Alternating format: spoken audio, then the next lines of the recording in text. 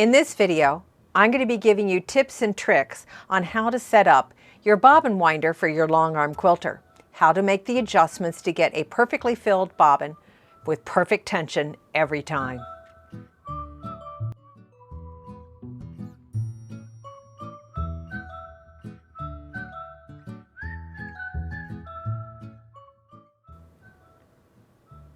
So what's new, everyone? I'm Susan Anderson, and welcome to Susan So Creative, where it's only wrong when it doesn't work. Today's help video is all about setting up and using your bobbin winder for your Janome long arm quilting machine. So let's get started. The thing you want to do is set up your bobbin winder.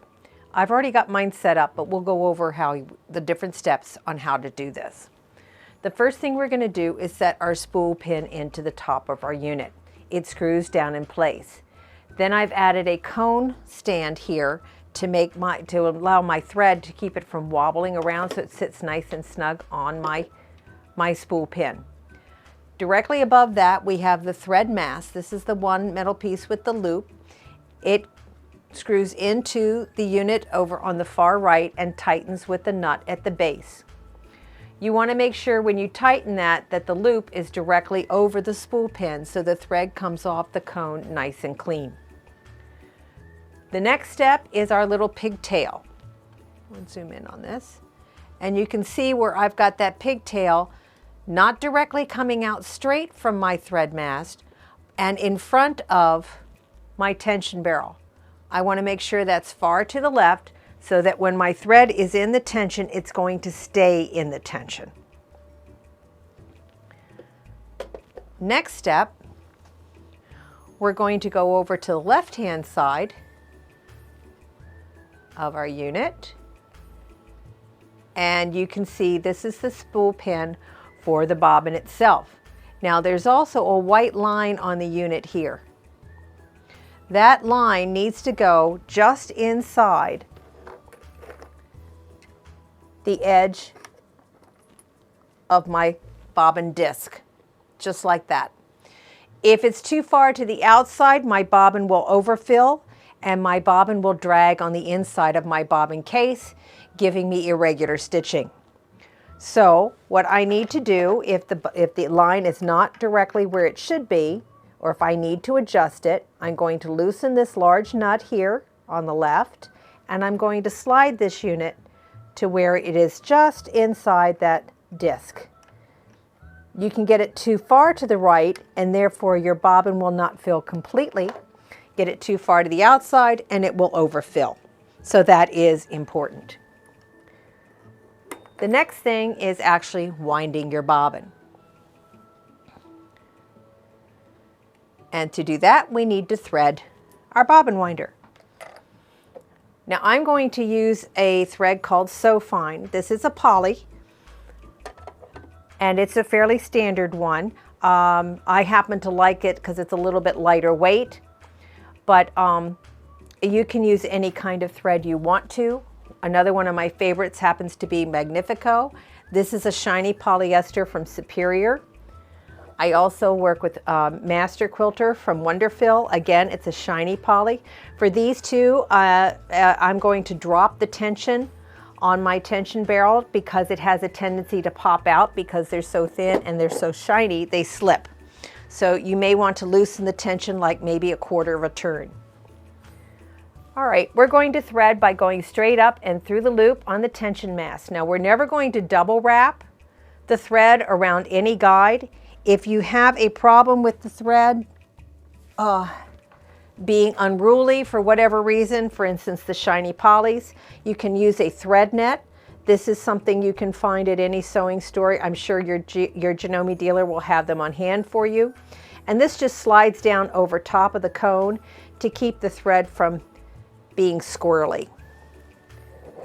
Just like that. And it will control the thread for you so it will not feed too fast and go whipping around. After I've gone through the tension mast, I'm going to go through the pigtail and then through my tension disc, and I'm going to floss that tension disc, making sure I get the thread seated well in between those discs. Then we're going to come over to the left-hand side And I'm going to pick up an empty bobbin,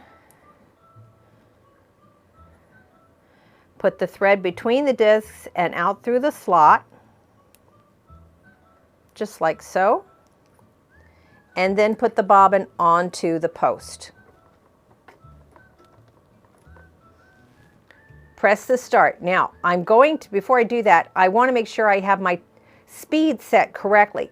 For this thread, I use it set at a 4. I never wind anything over 4. Winding too fast, your bobbin thread will get stretched, especially if it's a poly. Then when it is stitched, the tension on that is released from the bobbin, and you will get stitching you will not like. So never wind it so fast that you're going to stretch the thread. With working with my Magnifico or my Wonderfill, I'm going to take my speed down to 3. Again, it's a shiny thread. I have to care for it a little bit more, so I'm going to drop my tension on that. Now I'm just going to press start, and as it starts to wind, it will break my thread off. I'm going to stop that just for now. But that's basically how you're going to wind a bobbin. Now, a couple of notes here. If you happen to get a bobbin that is not filled correctly, and you have one side, it's too full to one side and it's not filled quite enough, it got kind of a cone shape to it, that's where you're going to adjust on the knob on the back side of the unit to move your tension discs either closer to the bed of the machine or further away so they're in line and centered on the inside of your bobbin itself. That way you'll get a nice fill going back and forth and back and forth. Another thing to note, if you happen to have a bobbin that is spongy, and this will happen when the first time you're setting up the tension, so expect this. But if my thread is nice and tight and it won't move when pressing either with my finger or in this case my screwdriver, you don't want to cut the threads, but you'll be able to feel whether it's spongy or not. If it's not spongy and it's seated nice and well, then you've got a very good tension bobbin and it's perfect for sewing. If it's spongy, it will need to be rewound. To do that, you can put this into a cup and wind it back onto an empty bobbin. Then take this bobbin, put it into the cup, and wind it back onto the original bobbin so that the thread is coming off the spool, twisted in the same way that it went onto the spool. If you don't, you're not going to like your stitching. You're going to end up with loops on the back of your quilt and you're going to have skip stitches. So remember to double wind that. Now, we're never going to take a bobbin that is partially full, and I've got one down in here, and wind over top of this. I'm going to remove the thread if I don't use it. I could use this for basting, for instance, and use it up that way. But if I don't want to, and I need the bobbin for whatever reason, I can unwind all of this and then wind it correctly. Never double wind or wind a thread over top of thread that is already on a bobbin. This is true for your sewing machine as well. You won't get a good tension from it.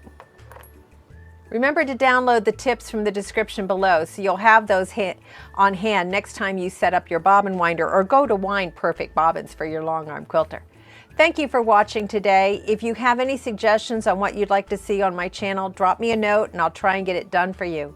See you next time, and remember, it's only wrong when it doesn't work.